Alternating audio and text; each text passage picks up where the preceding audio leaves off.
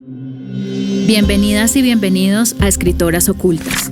En esta tercera temporada, titulada Entre barro y jardines, mujeres, educación artística, exhibición de arte y participación popular, continuamos explorando el vasto archivo del periodismo cultural en Colombia en las décadas de 1940 y 1950. En las páginas del periodismo cultural de mediados del siglo XX se dibuja una historia parcial, una historia donde algunos cuerpos, voces y saberes apenas asoman. Están ahí, en los márgenes de la crítica, en las notas breves, pero rara vez ocupan el centro. Esta temporada explora ese claroscuro, la participación de mujeres, campesinos, indígenas y artesanos en la escena artística del desarrollo. A través del archivo exploramos cómo ciertos saberes fueron visibilizados sin ser legitimados, incorporados sin ser reconocidos.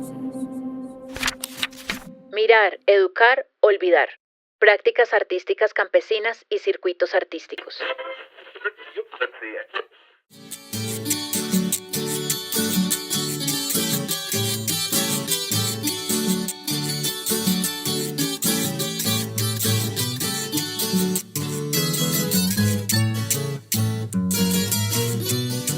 Al campo siempre trabajando, al campo, yo siempre al campo toda la vida. Al campo siempre trabajando, al campo, ay, toda la vida al campo. Toda la vida al campo, ay, toda la vida al campo.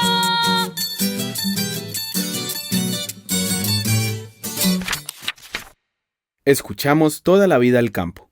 Composición musical Michels Manchego. Letra Fabio Sánchez.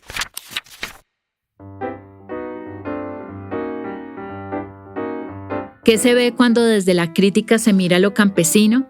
¿Qué se educa? ¿Qué se olvida? ¿Qué se traduce o se exotiza? ¿Y qué se omite cuando las formas de saber, de hacer, de imaginar el mundo rural no caben en el molde del arte ilustrado?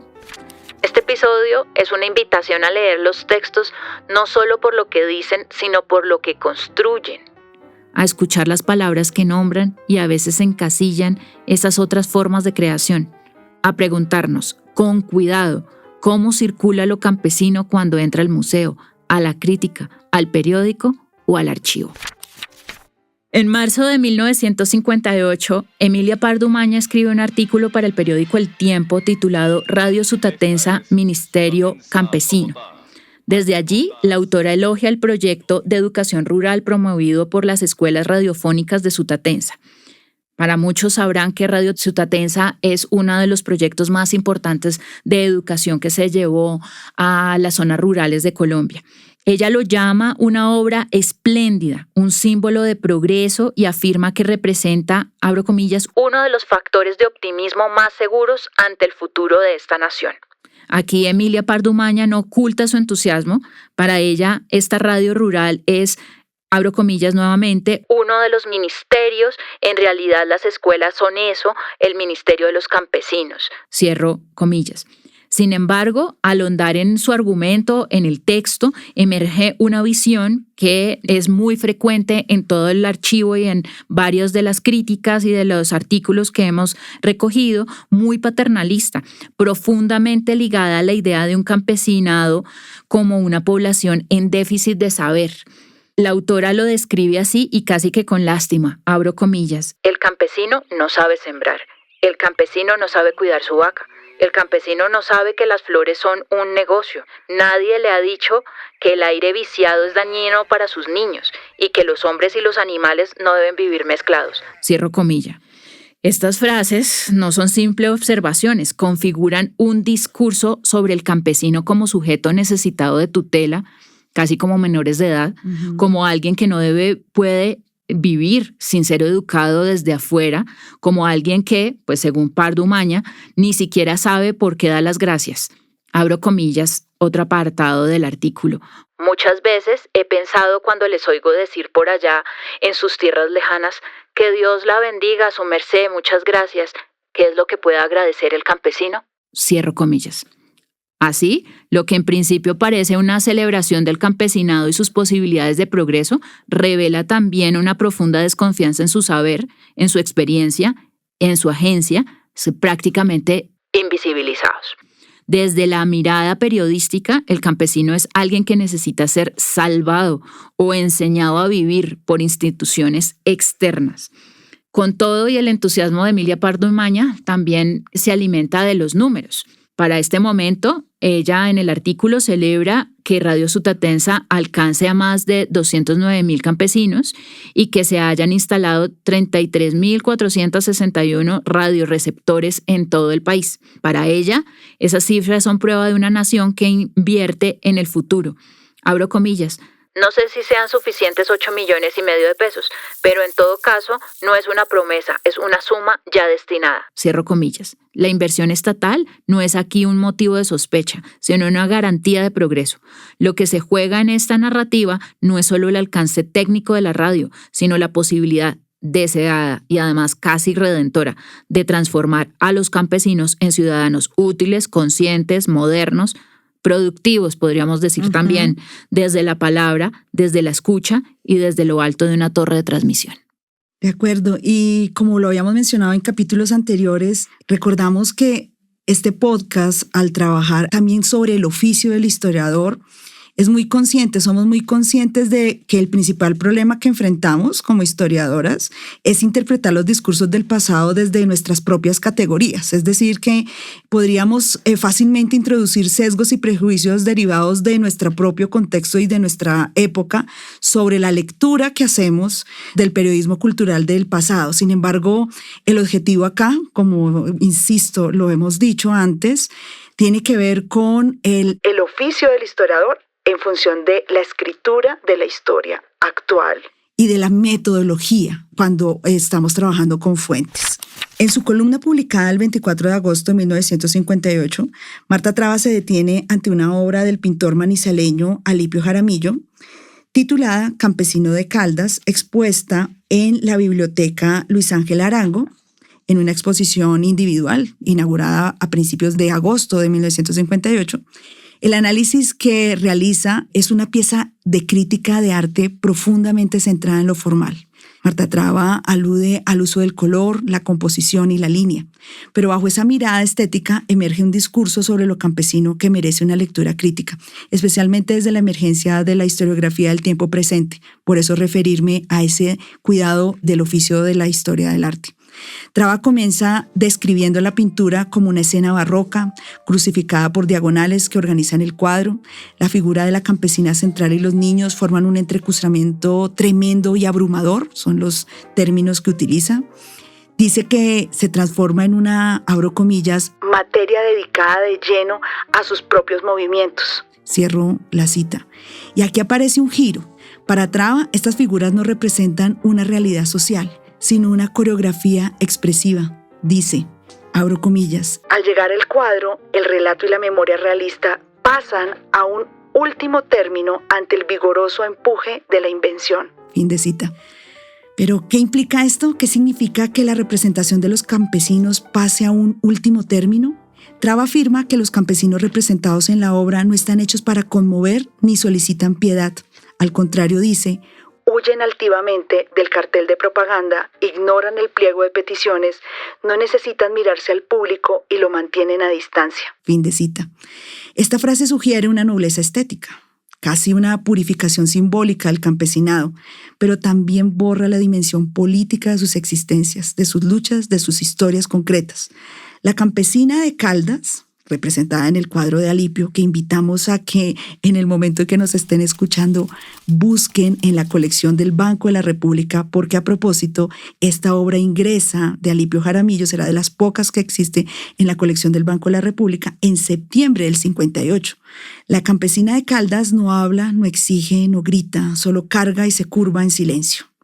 Al final Traba reconoce que la pintura, abro comillas, exalta gracias a su pura condición plástica el valor de una idea, cierro comillas, pero esa idea no es el campesino real, es una imagen que lo sustituye, lo decora y lo eleva al plano simbólico. Como advierte Santiago Castro Gómez, este tipo de operación se inscribe en la ibris del punto cero, donde se produce conocimiento y también representación desde un lugar de supuesta objetividad, sin reconocer el lugar de enunciación. Así, cuando Traba dice que la pintura no tiene nada en común con el recurso repetido en otros cuadros de denunciar espectacularmente una situación, no solo está rechazando lo panfletario, está quizás sin quererlo despolitizando al sujeto representado.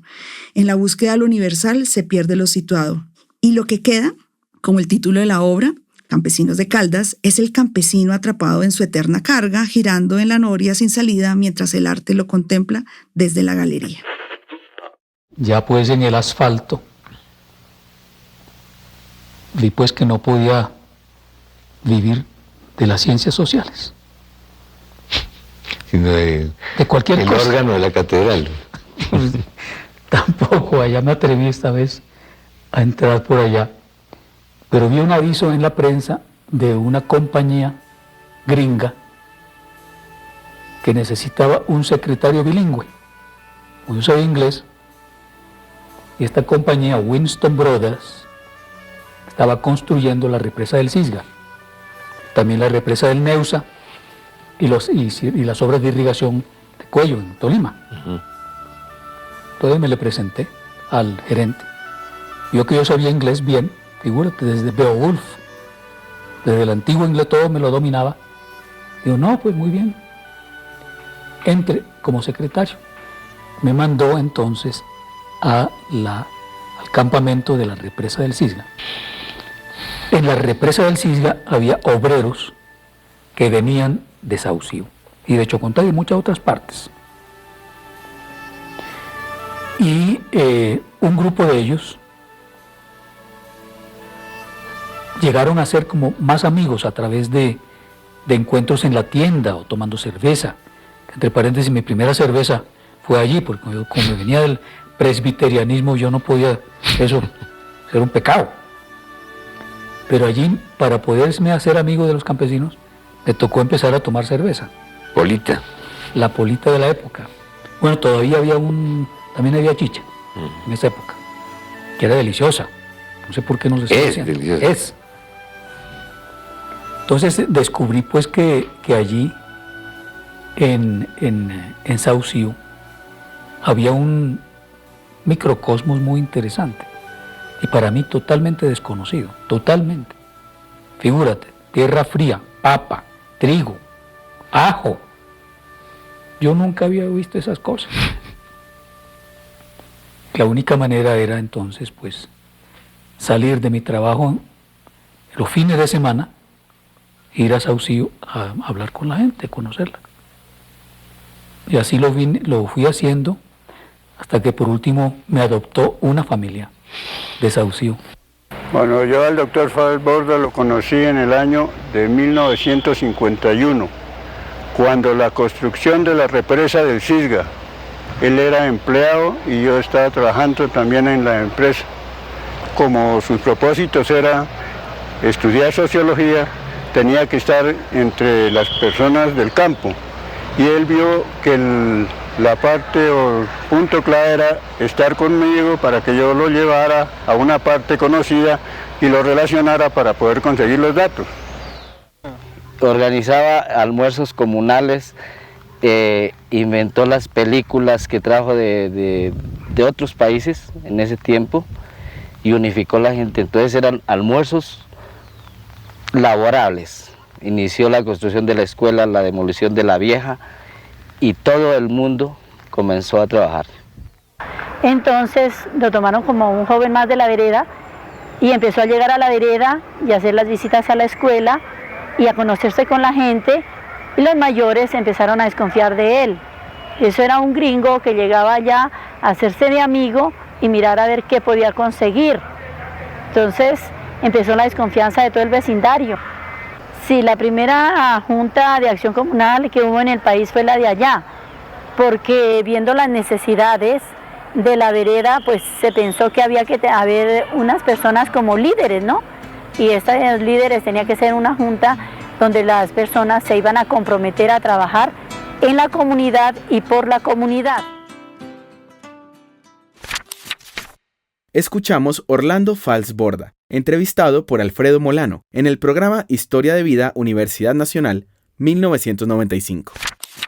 En 1961, el sociólogo Orlando Falsborda publicó Campesino de los Andes, un estudio pionero basado en su trabajo de investigación participativa en Saucio, Boyacá. Esta será la tesis de grado como sociólogo para una universidad norteamericana. Su enfoque proponía algo radical para la época, comprender el campesinado desde su propia voz, sus símbolos, sus tiempos y sus formas de saber. Como escribe Falsborda, abro comillas: los espíritus y fantasmas son absolutamente reales para él. Aunque todos los días puedan aparecer nuevos espíritus, los que están más arraigados en la mente de los campesinos son tan viejos como el río, sin edad como el viento y la lluvia, inmutables como los lagos en que moran. Fin de cita. En estas líneas se condensa una sensibilidad metodológica, por eso invitar a escuchar las palabras de Falsborda, pero también esta corta reflexión en este capítulo. La disposición a escuchar sin traducir ni minimizar, a no reducir lo campesino a una figura decorativa.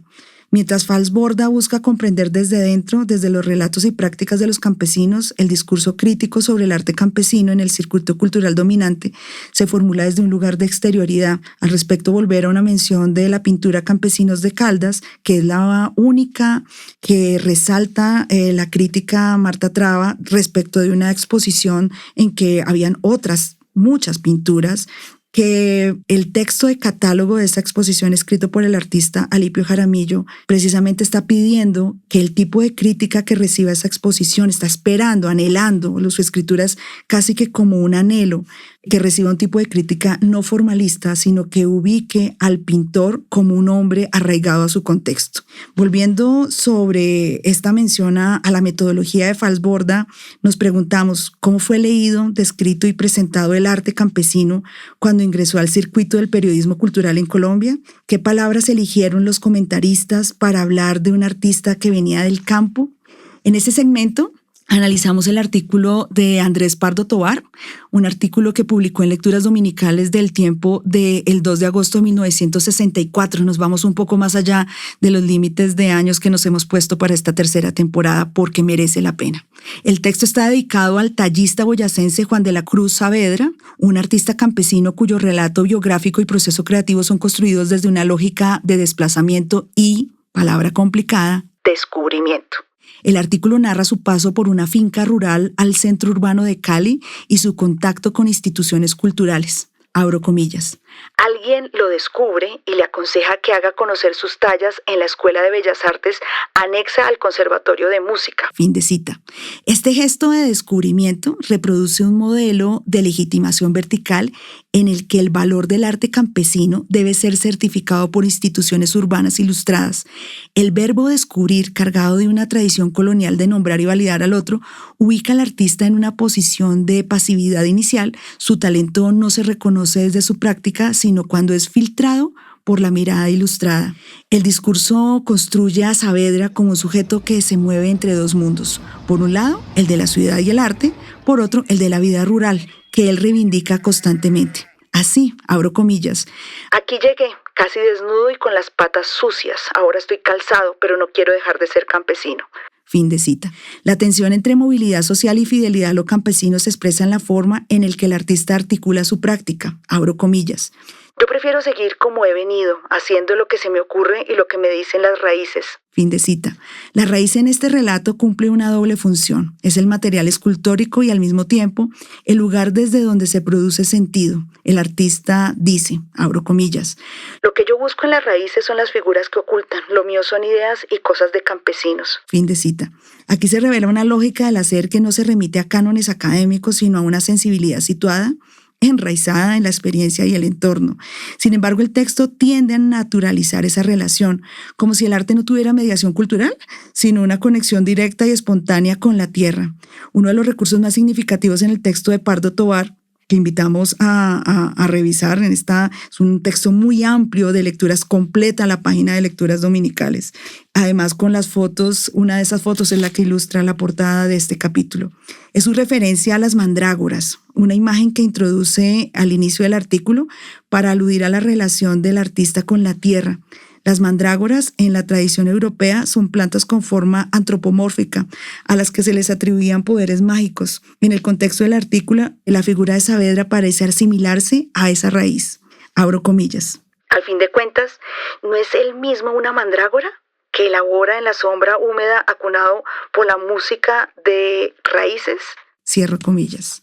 Esta metáfora, aunque poética, construye una imagen de lo campesino cargada de exotismo, donde el trabajo artístico queda envuelto en una atmósfera de lo irracional o lo mágico natural.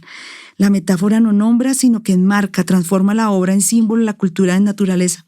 A diferencia de una formación formal, Saavedra apela a sus propias estrategias materiales. Abro comillas. Comienzo emparejando la raíz y con un destornillador viejo marco los puntos después de mirarla bien a ver qué figuras me puede dar. Fin de cita. A lo largo del artículo se insiste en una forma de creación vinculada al entorno natural, como si el arte de Saavedra no tuviera mediación técnica ni dimensión reflexiva. En palabras del autor, abro comillas, sus manos conocen la madera como el campesino conoce la tierra, por el contacto diario, por la necesidad. Fin de cita. Aquí la práctica artística es narrada en clave de oficio, como una extensión del trabajo rural. Esta imagen, aunque en apariencia dignificante, oculta las complejidades formales, simbólicas y técnicas de la obra, que no son analizadas desde una perspectiva estética, sino desde una mirada que privilegia lo originario. La dimensión cultural y subjetiva del artista campesino también es reducida a una serie de atributos generales. Por ejemplo, el autor lo describe como, abro comillas, un hombre sencillo, callado, casi tímido, y más adelante afirma que su vida transcurre sin sobresaltos, con la calma de los ríos viejos. Fin de cita. Esta caracterización refuerza una idea de lo campesino como sinónimo de pasividad, de continuidad, de ausencia de conflictos.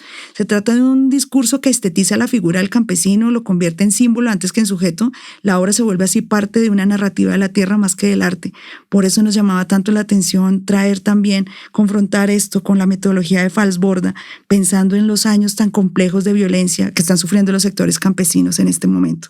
Casi una década antes del artículo de Pardo Tovar, en 1953, de esto hablamos en capítulos anteriores, la revista Semana publicaba una nota sobre, quienes nos van siguiendo recordarán, Juan Sarmiento, tendero de Fusagasugá, que coleccionaba raíces con formas curiosas y las transformaba en piezas decorativas. El texto sin firma narra cómo este tipo agradable, refiriéndose al campesino, a este hombre Juan Sarmiento, con inclinaciones artísticas fue descubierto, en este caso, por Leo Matiso, fotógrafo reconocido, quien lo llevó a exponer en su galería en Bogotá. La lógica es similar, una figura popular vinculada a lo rural es legitimada por un agente del campo artístico urbano. De nuevo aparece la palabra mandrágoras, por eso era que nos parecía increíble esta relación, para nombrar estas piezas, reforzando el aura de lo extraño, lo misterioso, lo vegetal y lo decorativo. La nota señala que, aunque la idea no es nueva, el MoMA ya había expuesto raíces abstractas, recordemos. En Fusagasugá resulta novedosa y por eso Sarmiento, abro comillas, merece el título de un artista original. Cierro comillas. Lo que subyace en este discurso es la constante necesidad de intermediarios para validar el arte popular o campesino. El arte no habla por sí mismo, debe ser traducido, elevado, reinterpretado. Tanto en 1953 como en 1964 lo que se exhibe no es solo la obra, sino una imagen del creador. Simpático, espontáneo, ligado a la tierra, pero sorprendentemente sensible y sobre todo inesperado. Este recorrido por las mandrágoras en sus distintas versiones discursivas nos deja una pregunta abierta. ¿Qué pasa cuando lo campesino se vuelve imagen? ¿Qué se pierde cuando se estetiza, como lo primitivo, lo decorativo, lo naturalmente artístico?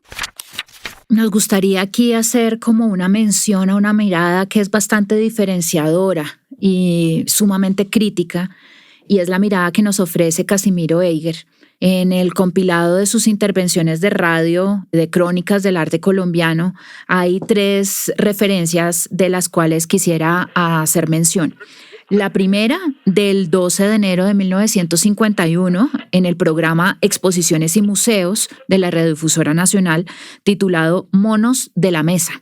Este es un texto, prácticamente es casi como una crónica, donde se expone, digamos, lo que ocurrió en la exposición titulada Monos de la Mesa, en la que se expusieron unas cerámicas creadas por campesinos del municipio de La Mesa, Cundinamarca, de allí el nombre. La posición de Casimiro Eiger se destaca por su defensa de un arte enraizado en la sensibilidad popular y campesina y ajeno a imposiciones académicas o a las modas internacionales. Sin embargo, en todo caso, pues la muestra fue impulsada por el pintor Gonzalo Ariza, junto con las artistas Sofía Urrutia, Elvira Martínez de Nieto. Recordemos que en el capítulo anterior, en el episodio anterior, hicimos mención a la exposición que ellos tres están haciendo en el Museo Nacional. Aquí también los acompaña el artista Juan Figueroa, con el propósito de revelar el potencial estético y expresivo de las comunidades rurales. Vale mucho la pena señalar aquí el texto que nos da Casimiro Eiger al respecto. Un pequeño fragmento, y dice: pretende Ariza que en las entrañas de la raza reposan tesoros insospechados de sensibilidad y ternura que solo necesitan ser despertados para constituir un florilegio maravilloso de producciones artísticas de marcada originalidad, apoyado en un concepto espontáneo de la traducción estética. Un poco lo mismo que para rescatar la imagen del mundo propia de Francisco Tumiñá Pillumue intentó el etnólogo Hernández de Alba, lo pretende ahora Gonzalo Ariza respecto a las creaciones de los campesinos de La Mesa. Pero la originalidad de su empresa reside precisamente en que no desea dirigirse de modo exclusivo a los habitantes de la selva virgen o de las regiones poco conocidas.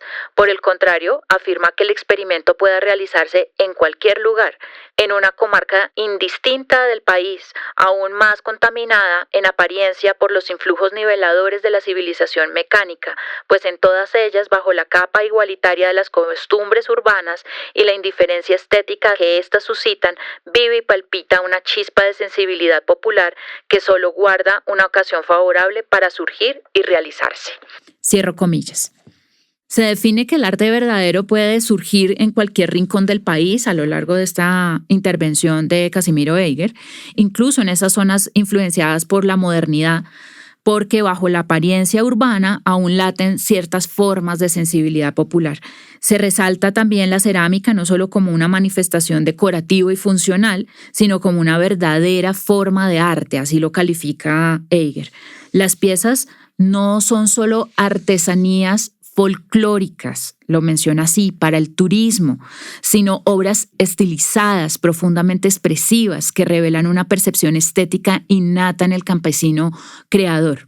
La manera en que se habla de la cerámica y la de los alfareros campesinos es notablemente mucho más respetuosa y reivindicativa que lo que hemos estado hablando, y está un poco más alejado, podríamos decir, de romantizar lo popular. Así que Casimiro afirma que los campesinos poseen capacidad artística genuina y poderosa.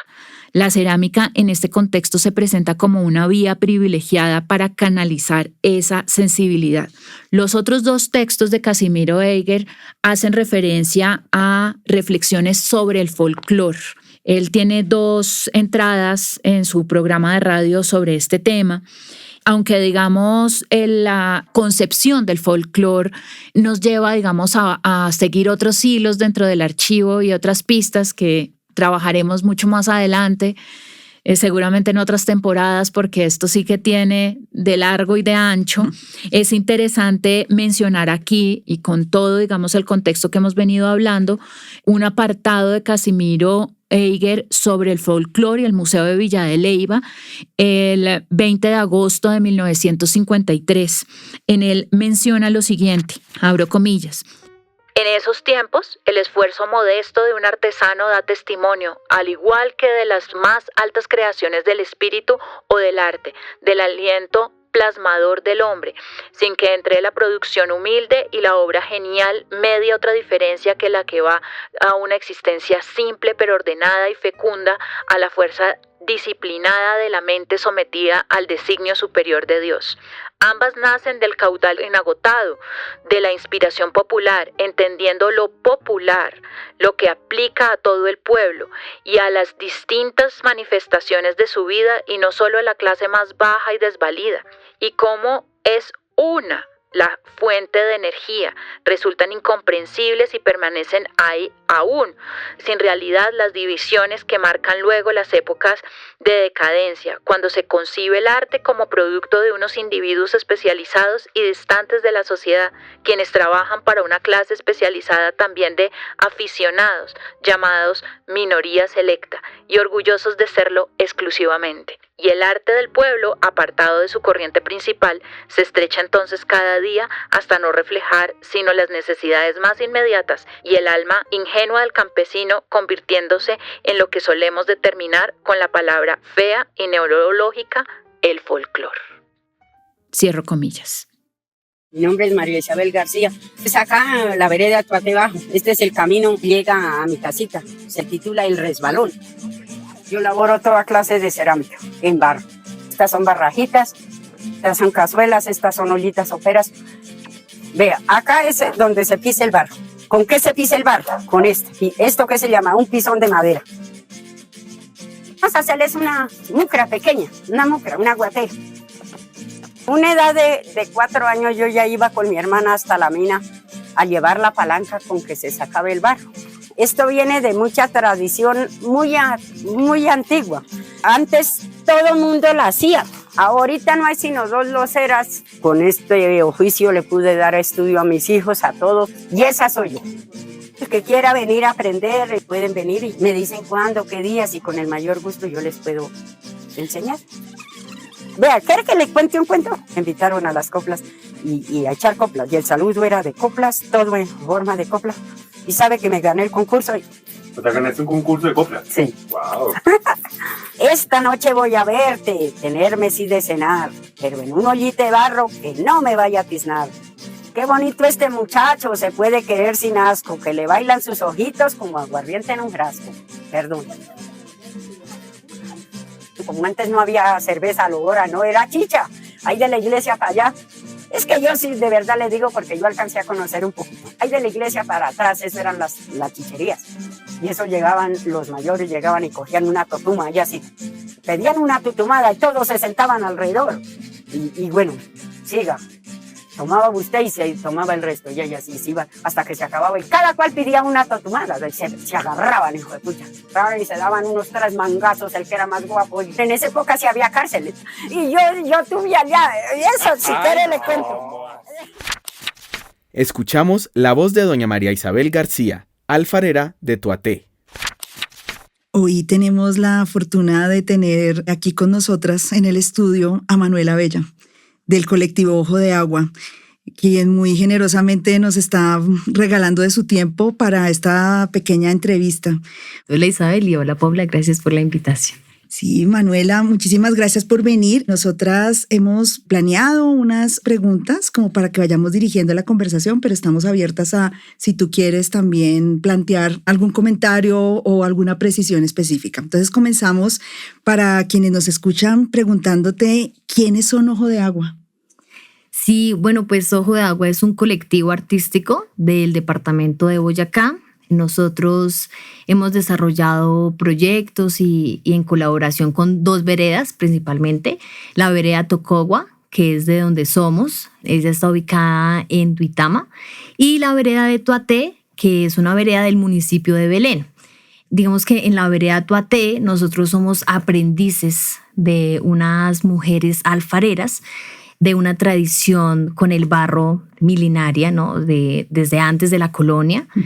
Y también, pues en la vereda Tocogua, digamos que llevamos también un proceso de resistencia por la minería de Argos en la montaña de la vereda, y también desde el dibujo y la cerámica y el caminar, el recolectar las memorias de nuestra vereda, el también qué está pasando con los árboles, con el río, con el agua.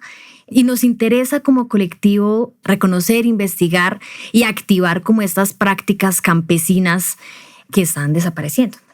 Pero ustedes son artistas plásticos. Bueno, sí. El colectivo está compuesto por mi hermano Gabriel La Bella, por mi papá, Ney La Bella. Sí. Mi nombre es Manuela. Hijos de Ney La Bella. Somos hijos, es un proyecto familiar, pero también tenemos un amigo de la familia que es como el antropólogo, ¿no? El que nos da ahí un apoyo desde esa interdisciplinaridad de la antropología, que es Leonardo Bravo y que es además un aficionado a la cerámica, porque también nosotros nos relacionamos desde las prácticas artísticas, especialmente desde la cerámica tradicional campesina. Quienes nos escuchan y no conocen al maestro Neil Abella, los invitamos a ver su Instagram, muy activo en redes, con un perfil muy completo para que vean de quién estamos hablando. El papá de Gabriel y de Manuela Abella, que son estudiantes de artes, los dos son estudiantes de la Universidad Nacional, además también han hecho incursión en podcast, lo has hecho tú con el Semillero de Curaduría, ¿no? Sí, pues con mi hermano, digamos que comenzamos a estudiar artes desde el año 2020. Yo estudié en la UPTC, que es la Universidad Pública de Boyacá, y él comenzó en la sede de Medellín y llegamos al tiempo a Bogotá en el 2022-2. Y estamos actualmente vinculados al semillero, pues somos cofundadores con otros compañeros del Semillero de Curaduría. Alterno, pues llevamos el proyecto de Ojo de Agua, entonces sí. O sea, Ojo de Agua son la familia Abella.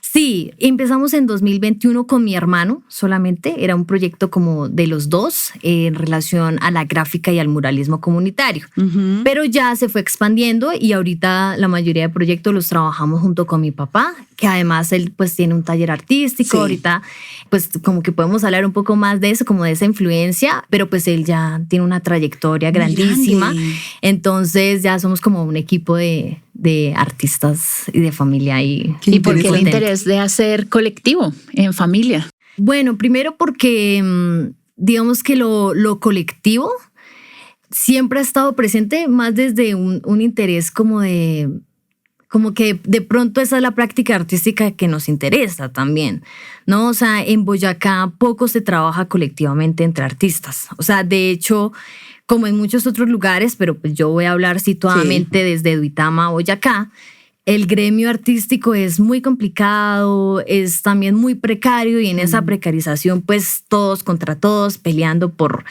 poca plata, por cosas, y entonces es como de pronto ese no es el gremio o el círculo artístico al cual nos interesa pertenecer, ¿no? Sino que de pronto nos interesan más otros proyectos relacionados al patrimonio, a la comunidad, que no tiene sentido hacerlo solo. O sea, si somos como que una suerte de familia artista, pues trabajemos juntos y apoyémonos juntos. Entonces es también desde una postura de pronto ese gremio y ese circuito desde la individualidad no es nuestro interés, sino que nos interesa otras cosas más allá del contexto artístico que tienen que ver, por ejemplo, el patrimonio generalmente se trabaja en colectivos, incluso por los recursos y por las posibilidades, por ejemplo, de ser interdisciplinar con una antropología, tiene que ver con ser un grupo y no ser una persona natural.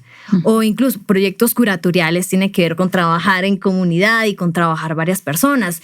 Y eso es una frase que repetimos mucho del profe Miguel Huertas y es como que uno en grupo es más inteligente. Entonces sí lo creemos. Muy bien. Entonces hay un interés, además que conociendo la práctica del maestro Neil con la cerámica, ¿no? A propósito también de su taller, lo que nos acabas de nombrar de también ese interés en la alfarería y el contacto con la alfarería, pero ¿es solamente una cuestión de interés o cómo comienza a compartir esa práctica con las prácticas campesinas? Sí, pues mira que yo pensaba esta mañana como lo que implicaba ser campesino, ¿no? Y si yo era campesina, me preguntaba.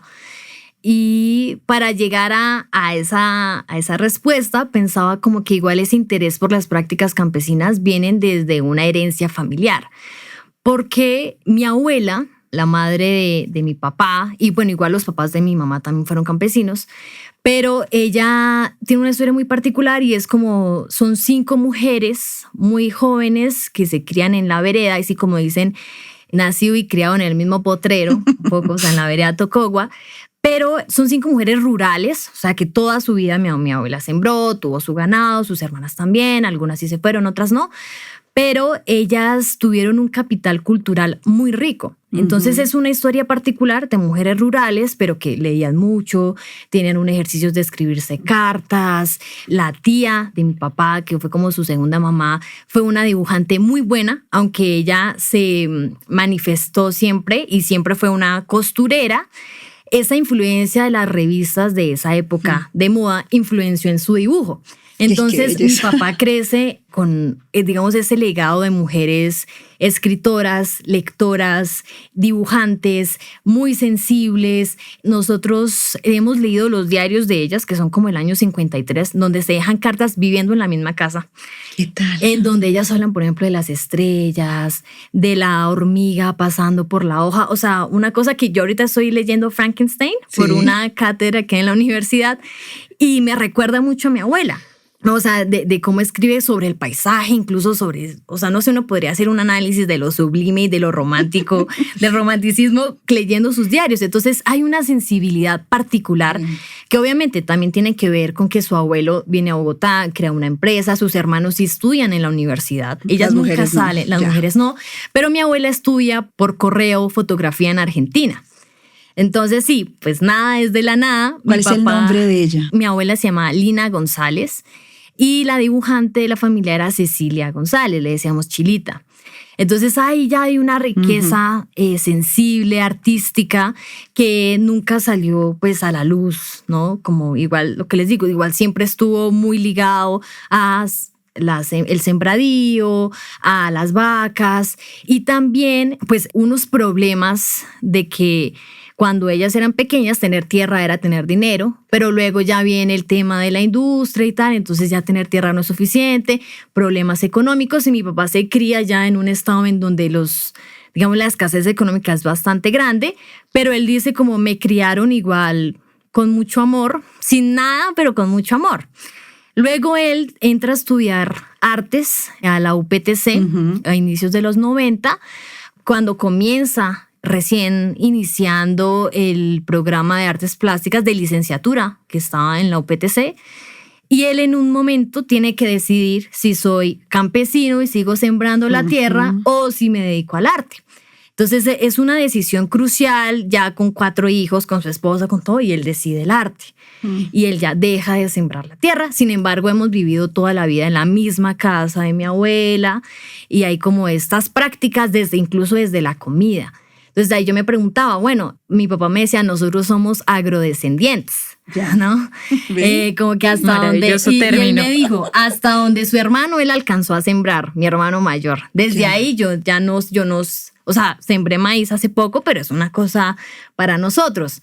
Entonces yo decía, bueno, entonces yo no soy campesina porque no siembro. Exacto. ¿O qué me hace a mí ser campesina si toda mi familia ha sido campesina? ¿O uno debe liberarse de ser campesina? Era una pregunta que dejo ahí y que aún me sigo pensando. Y también uno llega a este mundo porque mi papá, pues con esa sensibilidad desde muy pequeño, desde la universidad y desde su práctica pedagógica y desde espacios de formación rural, que él también comienza en La Vereda, en Culturama, él se acerca a estas prácticas de cerámica campesina, como Ráquira, por ejemplo, desde Otilia Ruiz de Jerez, en Tuaté, él conoció a Tuaté hace muchísimos años, también en Morcá, ¿no? Que hay, ahorita, digamos que ahí son comunidades alfareras que están resistiendo en este momento a desaparecer. Y él nos lo muestra a nosotros con unos ojos así como, miren esta maravilla. Se enamoró. Sí, él llega así con un tostador y dice, miren esta belleza, esto lo es una artesana, lo hace con unas suelas de zapato. Entonces yo creo, no, estoy totalmente segura, que es a través de los ojos, de unos ojos que lo miran y que miran esos tiestos como si fuera la cosa más maravillosa del mundo, que uno empieza también a reconocerlo. Pero es también pues digamos que una transformación de la sensibilidad que viene desde mi abuela y que está con mi papá presente todo el tiempo en la casa, porque él además es coleccionista. Entonces en la casa él siempre es pendiente, digamos, como de estos objetos, de estos artistas primitivistas boyacenses, y también como él hace la maestría en estética y en historia de la Jorgeta de Lozano, a partir de la historia él ya empieza más, digamos, juiciosamente a trabajar en el tema de patrimonio. Entonces, él hace un inventario de patrimonio de Tutasá, que de hecho es un referente de inventarios, y a partir de ahí es que nos acercamos a Tuaté. Entonces, si no es gratis que hayamos llegado a conocer a las artesanas. mi hermano con y esta yo. historia maravillosa, además que nos deja ilustrar muy bien justamente como todas las dinámicas que hemos además estado tratando a partir de archivo en el podcast. Creo que no hay nadie mejor que tú, en realidad, para abordar, digamos, estas dinámicas que hay entre estas trayectorias de artesanos, de campesinos, de artistas populares frente al sistema tradicional del arte. Creo que conoces muy bien, digamos, como los dos escenarios y conoces desde tu familia, desde las entrañas prácticamente como esas dinámicas. ¿Cómo crees tú que se relacionan, digamos, estas dos esferas y cómo juegan un poco el papel a la hora de, sobre todo, de abordar esa legitimación que hay desde el sistema tradicional a justamente las prácticas artesanales o alfareras que conoces tú muy bien? Sí, digamos que todo lo que se hace fuera de esos sistemas hegemónicos, de estéticas ya claras, o sea, como que en la universidad uno ya sabe qué es arte y qué no, digamos, de alguna manera. Ya es una resistencia, ¿no? Y también pensando en en este término como de estos artistas populares, campesinos, artesanales, palabras. pensaba en 3 categorías. Uno que podría ser la práctica artística campesina, propiamente, si existe una práctica artística campesina. Otra que es la práctica de un artista campesino que hace arte, que también lo hay. No sé, en Duitama está José Ismael Manco, por ejemplo. Y está el arte que habla sobre lo campesino. Bien. Digamos que reconozco esas 3 categorías y dialogan. O sea, no están compitiendo, sino que están dialogando todo el tiempo y uno los ve en el arte, ¿no? Como que igual ahorita también estamos en una etapa del arte contemporáneo que incluso desde la Constitución y desde las políticas reconocimiento que reconoce la multiculturalidad, la pluralidad y que hasta el Museo Nacional tiene como eje central, como ese va a ser nuestro camino, pues ya se empiezan a ver cómo estas 3 categorías se empiezan a dialogar en el arte contemporáneo. Pero indudablemente si diferenciamos entre periferia y capital y entre estudiar en la Universidad Nacional o estudiar en la UPTC, que fue mi caso, yo sí veo mucho la diferencia. O sea, las posibilidades que uno tiene y también como las aspiraciones de uno dónde va a circular o quién te va a ver a ti o cuáles son tus círculos de legitimidad. Si van a ser ciertos jurados en una convocatoria de la ciudad o si va a ser Arbo o si va a ser mis profesores que también son jurados de otras convocatorias y de otras curadurías. Pero pensando también estas 3 categorías, pensaba que la práctica artística campesina es una práctica que no está clasificada o separada. Es decir, una artesana no es artista de 2 a 4 y de 4 a 6 es ama de casa y de 6 a 8 es artesana, ¿no? Como que hay una relación con el arte y con la vida misma. Están relacionadas con el rito, está relacionado con la Virgen, está relacionada con el territorio, está relacionado con mi oficio, que es como ella lo dicen. Entonces, digamos que está integrado con la vida y con las relaciones que tienen en su día a día. Por eso de pronto determinar qué sería una práctica artística campesina es tan complicado porque es mucho más profundo que eso. En eso que les decía de que de pronto como colectivo hemos tomado una decisión como nos interesa más eso que es más profundo y que no solo es arte o no arte, sino que está relacionado con la vida misma y con el ambiente y con hablarle al barro. De pronto ahí es donde nos llama la atención y decimos, hay algo, y en esos lugares también el arte tiene sentido, ¿no? Como que es bueno diferenciar qué es arte, qué es el circuito del arte, qué es vivir del arte, porque a veces cuando uno mezcla todo empieza a perderle fe al mundo del arte. Empieza a decir, bueno, pero eso es lo que yo quiero. Qué triste, o sea, pero es verdad. Como...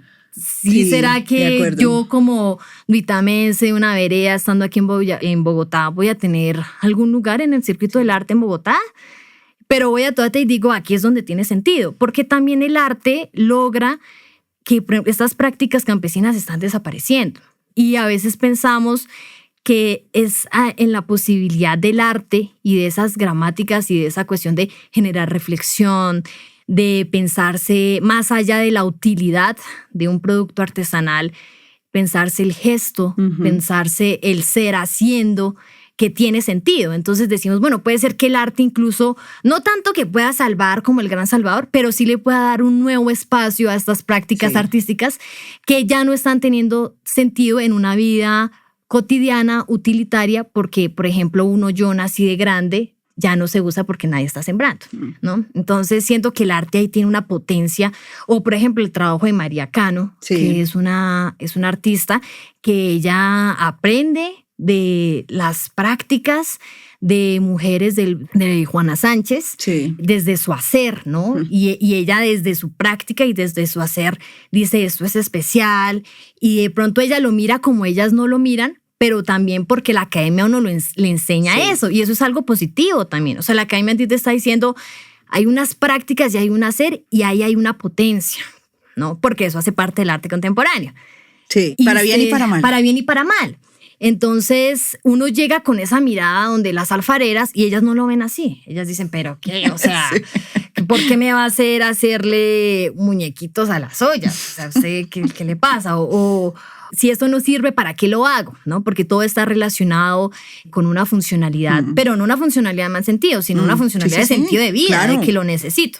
Entonces sí, digamos que en esas confluencias entre arte, artesanía, práctica, arte contemporáneo o arte tradicional, creo que ahí nos movemos entre contradicciones, y también pues desde la experiencia de ser estudiantes de arte, pues todo el tiempo lo estoy pensando. O sea, todo el tiempo estoy diciendo como, bueno, no sé, ayer en una clase de Opaso que hablaba sobre la praxis y la poiesis, yo decía, bueno, ¿y la poiesis en la alfarería dónde está? ¿No? Sí, es la juntanza de ambas. Entonces todo el tiempo uno está así como con muchas dudas, obviamente sin verdades absolutas, gracias a Dios. Sí, de acuerdo. Porque pues estamos aprendiendo, igual pues somos muy jóvenes y todo el tiempo estamos como diciendo, bueno, pues ¿será que sí? ¿Será que no? Pero sí, digamos que esa ha sido un poco la relación. Otra pregunta sería a propósito de escucharte hablar del circuito, ¿sí? Y de estar relacionada desde el tiempo presente, pero también desde esas memorias de tu abuela, desde esas memorias escritas y desde esa sensibilidad heredada, que es una pregunta que casi que nosotras, o sea, sabemos, anticipamos la pregunta, pero queremos hacértela. Es una pregunta más de tipo histórico, y es si ha sido posible, con la experiencia que tienes en las veredas y de tu propia familia, considerar como arte legítimo las expresiones creativas del artesanado, o solo se les da valor cuando son validadas por figuras del centro cultural como galeristas críticos, y ahí también podríamos entrar. Como el centro, además. El centro, ¿no? Como esta idea de solo cuando alguien de algún tipo de centro, de estos centros que estamos hablando, va y las valida, en ese momento entran en esa categoría de arte. Sí, totalmente. O sea, solo hasta, bueno, incluso pensarse un galerista en una vereda o en un departamento pequeño no existe. Estábamos pensando un poco en la práctica también de José Ismael, que lo nombras, que tiene ese contacto con galería. Digamos que ahí es importante ese ejemplo también, porque entra dentro de la categoría del artista campesino, que se representa como campesino. Si tú miras, José Ismael Manco es un artista que su bandera es ser campesino. Pero él igual está dentro de las gramáticas y de los lenguajes del circuito de arte colombiano. O sea, él no lo está haciendo como lo hacen las alfareras, ni tendría por qué hacerlo. O sea, lo que él está haciendo es muy bien, porque en esa apertura de un país diverso y de si tú miras ahorita, pues claro, están las personas afro, las personas LGTBIQ+, están los indígenas. ¿Y dónde está la representación de un artista campesino? Está José Ismael Manco, y está muy bien. Pero es una excepción, ¿no? Y la excepción reafirma la regla. No es lo más usual, y hasta que no va alguien y dice esto es arte, o también esa figura del galerista que se menciona o del crítico, ni siquiera existe allá. O sea, digamos, en Boyacá está, bueno, la UPTC, que es súper importante, y digamos, yo que estudié allá y que me salí porque estaba súper decepcionada de esa universidad en artes, decía, pues lo que a mí me queda claro es que en todo lado hay gente súper talentosa, que no tienen la oportunidad de irse a otro lado y que no van a entrar a un circuito porque son de tal pueblito, y ya ir a Tunja es es como un gran esfuerzo, es diferente. Pero sí, digamos que esa legitimidad sí es muy centralista. Ahorita hay una apertura, digamos, como a esas otras maneras, pero históricamente eso es nuevo. Eso no ha sido así siempre. Quisiera preguntarte, justamente como también por tu historia de vida, ¿cómo ves este papel que cumple la formación en estas prácticas? Porque lo que vemos normalmente es esta dicotomía muy fuerte entre un saber, bueno, que se ha mencionado como autodidacta, escuchándote además, más que autodidacta, es el propio ser, ¿no? Es tu propio crecimiento en tu familia, en tu territorio. Es una cuestión que tiene que ver con la vida.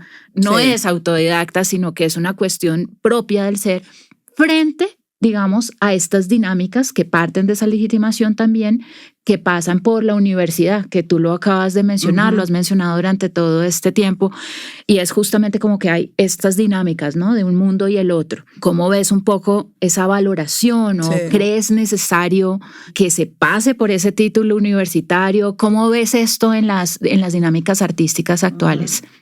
Pues no sé si sea necesario pasar, digamos, sí o sí, pero igual yo creo en la potencia transformadora de la educación. O sea, de hecho, digamos, yo con las prácticas colaborativas, yo me proyecto más como pedagoga también. O sea, yo sí creo que hay una transformación de la sensibilidad y que es importante. Y mirando, por ejemplo, la educación de universidad, igual lo ideal sería que un artista campesino estuviera aquí y allá. O sea, un poco como dentro de la manzanita, siendo el gusano y por fuera también. Y es importante porque, por ejemplo, hablando de la legitimación tiene que ver con la academia. Y para uno entrar a la academia, uno tiene que tener unos discursos, una escritura, unos referentes, unos teóricos. Tiene que incluso, o sea, para escribir un proyecto a nivel nacional del Ministerio de Cultura, uno tiene que tener teoría. Sí. O sea, uno no puede competir si hasta no su lo versión tiene. video para muchas de las convocatorias actuales. Para todo. Entonces, pues qué bueno es que se vea la posibilidad de que un artista campesino pueda hacerlo, teniendo muy claro y siendo muy consciente de sus preguntas y de su lugar. Y también es porque, o sea, uno tratar los patrimonios y tratar estas manifestaciones artísticas como que se queden así quieticas y ojalá sigan siendo, pues no ayuda a nada, porque no es entender realmente que el patrimonio y estas prácticas es algo plástico que está cambiando todo el tiempo. Entonces, es importante ocupar esos lugares, claro que sí, y también ocurren de otras maneras, porque jamás va a ocurrir como ocurre acá. No sé, si uno mira, por ejemplo, los temas usuales de la UPTC o incluso los temas de mis compañeros foráneos y los nuestros, siempre tienen que ver con el territorio, con la práctica de oficios. Y de un compañero, Rolo, me decía alguna vez, yo no sé por qué los foráneos siempre hablan de eso. Está de moda. Me decía, no, o incluso no tanto que esté de moda, sino por qué ellos hablan de eso, pero incluso peyorativamente. O sea, como que uno puede detectar quién es un compañero foráneo y quién no, porque mi compañero foráneo, el llano, siempre pinta, no sé, los toros del llano. Y es como, ¿por qué? O sea, y yo decía, sí se nota mucho cuando uno es estudiante foráneo y cuando no. Porque es que uno tiene el territorio hasta en la cara. O sea, un cachete rojo y hablando llanero o hablando boyacense. Entonces, ocupar esos espacios y ocupar esos temas sin uno tener que adaptarse a lo que entonces ahora voy a volver el llano contemporáneo porque estoy en la universidad. Pero al menos la pregunta y unos buenos profes a uno sí lo hacen preguntarse, bueno, ¿y yo qué hago acá? Y de pronto esta práctica yo la puedo contemplar de otra manera y puedo como sacarlo de lo que es útil y parar el mundo y decir, ¿y esto qué es? Entonces, la academia ha sido muy transformadora y de hecho con mi hermano nos pasa que cuando venimos a Bogotá, todo se pone en crisis. O sea, como que uno va a clases y hay unas clases que uno dice, uy, o sea, ¿qué está pasando? Como, y clases, no sé, incluso la cátedra de Frankenstein, que es muy buena, que la dicta Edmond, que ahorita la estoy viendo, me pone en crisis también, porque ayer hablábamos sobre la actitud del romanticismo hoy. Y yo decía, wow, y esto todo tiene que ver con Tuaté. Entonces, a veces la academia logra como un campo rizomático de todo con todo, que tú dices, qué chévere estar en este lugar. ¿No? Qué bonito uno pensarse la vida y estar en crisis y uno, Dios, y entonces yo qué voy a hacer y qué sentido tiene hacer las cosas. Entonces la academia tiene unas cosas muy lindas. Entonces sí, es un campo de contradicciones todo el tiempo, pero qué bueno habitarlo. Sí, muy bien. A propósito de conocer desde los centros qué es lo que pasa en las regiones con el reconocimiento y la estructura institucional para las artes, recomendar el podcast Soscua de Boris Terán, que nos permite, nosotros hemos aprendido mucho escuchando Soscua, a propósito también de la mención que hacen del reconocimiento de tu papá y de entender, o sea, tómese el tiempo, se lo recomendamos en este capítulo, acceder desde las plataformas de podcast y prestar atención a la manera como, por ejemplo, desde Duitama, ¿no? Y siendo tan cercano a Sogamoso, la diferencia tan radical que uno ve cuando escucha hablar de Duitama, a mí me criaron toda mi vida en Sogamoso, entonces me alcanzo a entender y a comprender la distancia que hay respecto de un sistema de arte en estos centros en Colombia. A partir de eso, hacernos la última pregunta y también dejar abierto a lo que te decíamos al inicio, ¿de qué manera la falta de reconocimiento institucional y urbano limita el desarrollo artístico de los creadores campesinos, a pesar de su evidente talento? Sí, pues digamos que eso también va relacionado como a la posibilidad de uno ser artista.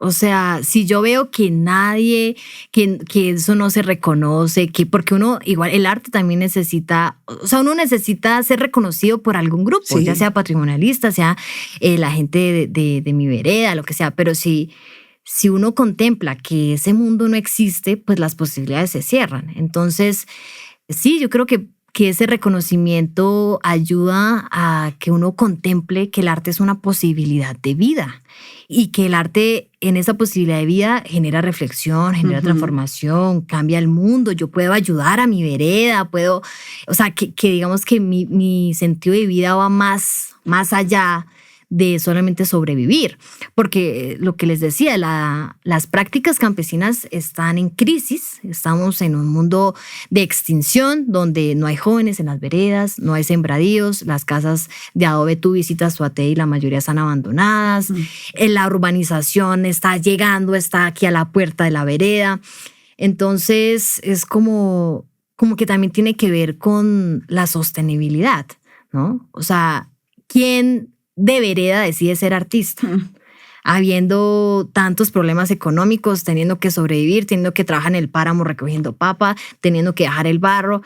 Entonces sí, verlo como una posibilidad dura, porque es difícil ser artista en Colombia y es aún más difícil ser artista en Boyacá, en donde en el podcast de curaduría hablamos mucho del artista, etcétera. Sí. O sea, tú tienes que ser curador, tienes que estudiar, presentarte absolutamente todas las convocatorias, aceptar encargos. O sea, es otras dinámicas que uno mira a los artistas extranjeros o algunos artistas bogotanos y uno dice, mi vida no se parece nada a ellos. ¿Qué está pasando? ¿Será falta de trabajo? ¿Será falta de talento? Entonces, sí, realmente en eso puede ayudar mucho y también en no descuidar lo rural, ¿no? Porque ¿cuántas escuelas artísticas rurales hay? Muy contadas. O bueno, están los centros, Duitama es un centro, Sogamoso también, pero entonces estos pueblitos en donde, no sé, digamos una vez hicimos una exposición de Tuaté en Belén, la primera exposición de artes que se hacía allá, ¿no? Y es como, bueno, y acá igual hay población, o sea, es que esto no es que Tuaté y estos centros no están fuera del mundo, hacen parte del mundo. Qué bueno que menciones el podcast de Boris, porque hay uno de los capítulos que entrevista a Gilbert, que es, digamos que una persona muy importante en Culturama, que a mí me inspiró mucho también para hacer el capítulo de podcast de curaduría, donde yo, por ejemplo, trabajé Boyacá como una decisión muy consciente de voy a trabajar Boyacá, porque es que si uno no trabaja Boyacá, pues ¿quién va a trabajar Boyacá? Nadie. En donde él dice como, pues es que aquí curaduría y todo eso, yo era el mensajero y a mí me tocaba montar las exposiciones. Entonces es otros ritmos, pero también en medio de ese ser otra cosa hay algo propio y entonces la pregunta es como, entonces, ¿qué? ¿Debemos parecernos a Bogotá? Sí. No creo. Muy preocupante eso. Y hay un afán, o sea, y te lo digo como estudiante que fui a la OPTC como... No, y en Bogotá, ¿qué se está haciendo? Y en Bogotá, ¿qué hay? Y hay una violencia en eso. Yo quisiera decir eso. Acabo de llegar de Casanare, de Yopal, y claramente se ve una imposición, por ejemplo, de hacer instalación. Cuando la gente tiene una práctica de dibujo, ¿por qué hay que imponer el modelo? ¿Sí? Nos estamos preguntando cómo se obliga al artista campesino a los centros, pero también cómo el centro se impone en la región con esos modelos que no tienen realmente un sentido, que no han sido reflexionados. Total, sí, que no son como honestos. Sí, no son honestos. Que a eso me refería con moda, que sí hay como un... Sí, no surge orgánicamente cuando la práctica es absolutamente orgánica en los territorios. Entonces hay una imposición muy fuerte allí. Lo escuchábamos en ese capítulo de Soscua, entonces empezaban a venir los curadores, hablando de Duitama, a forzar a que las prácticas, entonces que dejar de pintar académicamente, por decirlo de alguna manera, para que estuvieran haciendo objeto, para que, sí, como, o sea, es un error, es una ceguera profunda de estos visitantes, ¿no? De estos foráneos. Exacto. No, y mira que es una pregunta que a mí me ha surgido porque, no sé, tú entras a primer semestre y entras a ver una materia que se llama gramática, que es como la columna vertebral a tu proyecto de grado, y ahí te dicen, bueno, hagan algo, o sea, como hagan algo contemporáneo, hagan arte, y poca gente hace dibujo o pintura. Entonces yo entiendo, y lo hemos hablado mucho con el profe Huertas, él dice, pues una manera de entender el arte es entender cómo se enseña. Si uno desde la academia relaciona que hacer algo contemporáneo no es hacer una pintura ni un dibujo, sino es hacer instalación de una, es como que la respuesta, así no sea tu práctica, así sea forzoso, porque proyectos como raros es lo que se ve, y pues, obviamente entendiendo que es un proyecto y que es un proceso de formación y que uno también cae ahí, como que uno dice, ¿yo por qué estoy haciendo esto? ¿De dónde? Sea, yo porque esto me estoy inventando una instalación como la que vi en tal lado, y a mí realmente pues no, o sea, ni siquiera estoy entendiendo la instalación, pero bueno, es un proceso de formación. Pero sí, hay una cosa como que hay unas prácticas que sí, si uno quiere ser más contemporáneo tiene que hacer tal cosa. Claro, para entrar en el circuito. Para entrar al circuito, pero también sucede algo y es, digamos que Boyacá es principalmente bidimensional, ¿no? O sea, se pinta mucho, hay una escuela de pintores, de muralistas también, muy chévere, pero también a veces cuando llegan curadores como que cogen lo menos, entre comillas, contaminado.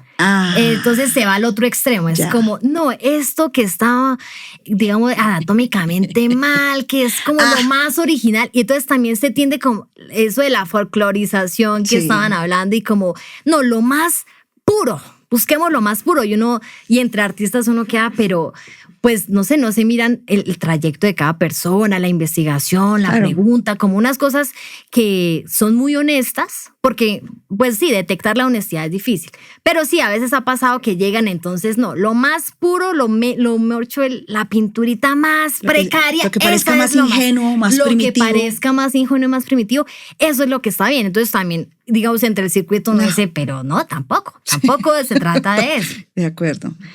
Manuela, muchísimas gracias. Yo quisiera, si podías también como invitarnos a estar al tanto de esta resistencia campesina de la vereda. ¿Cómo va eso? O sea, cómo también desde este podcast podemos acompañar un poco, al menos diciendo, esto está pasando en Tocogua.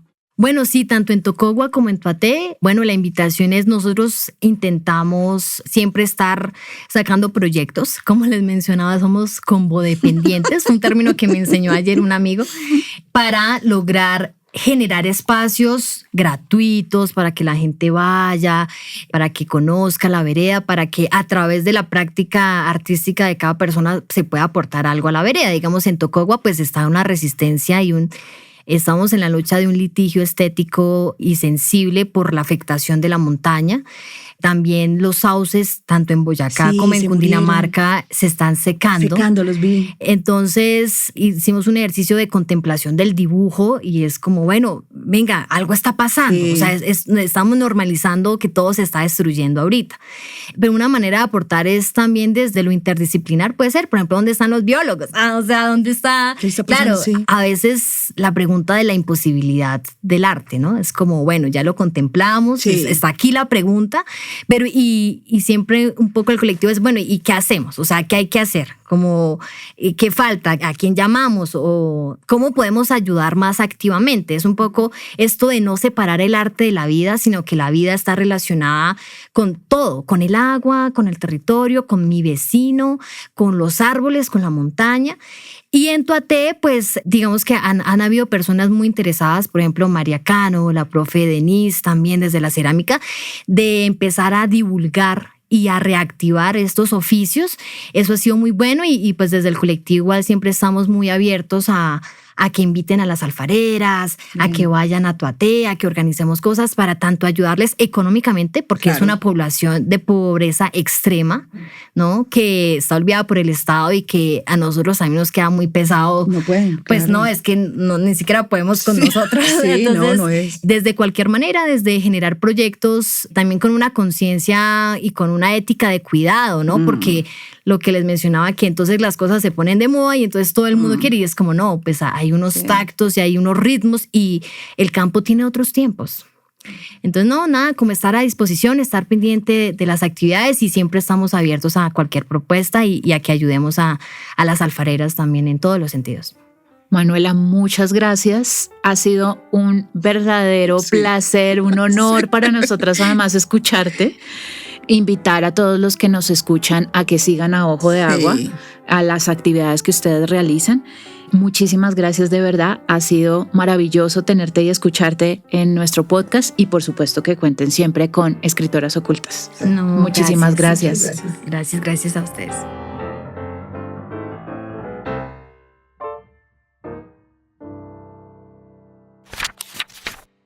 Somos Escritoras Ocultas. Así como las obras necesitan transporte para llegar a su audiencia, las ideas también. Gracias a Somos Art en Movimiento por apoyar la circulación de Escritoras Ocultas. Investigación: Isabel Cristina Díaz y Paula Matiz. Asistente de investigación: Dana Valentina Camacho Lerma y María Sofía Barreto Mejía. Community Manager: Gabriela Díaz. La música, grabación, edición y masterización está a cargo de Iman Music. Diseño de la imagen: José Ruiz. Esto es Escritoras Ocultas.